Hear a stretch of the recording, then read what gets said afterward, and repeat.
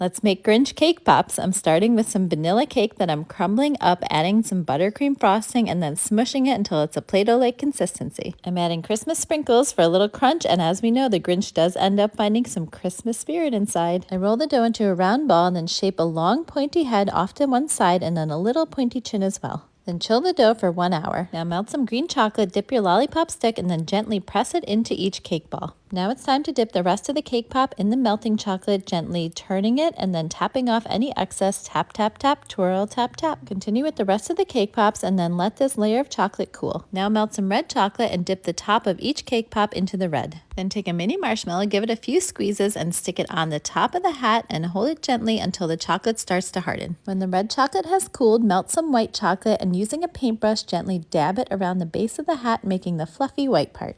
And now it's time to paint the faces on, which is my favorite part of making these cake pops. Using black paint and a very fine paintbrush, I first make the outline of his eyes before adding in other details like the little creases under his eyes, his eyebrows, his little nose, and the line down to his mouth, adding in the ends of his smile before connecting them all together in that classic Grinch sneer. Oh, and have you ever noticed how great the Grinch's eyelashes are?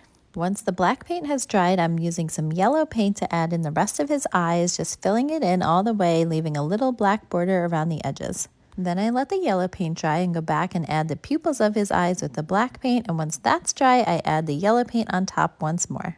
And the Grinch cake pop is all done, but if you think that took too long, you could dip a cake pop in green melting chocolate, pop on a little red heart, and you'll still get Grinch vibes. And whether you go for the hard version or the easy version, they all taste delicious inside. I hope you enjoyed this tutorial. Follow for more.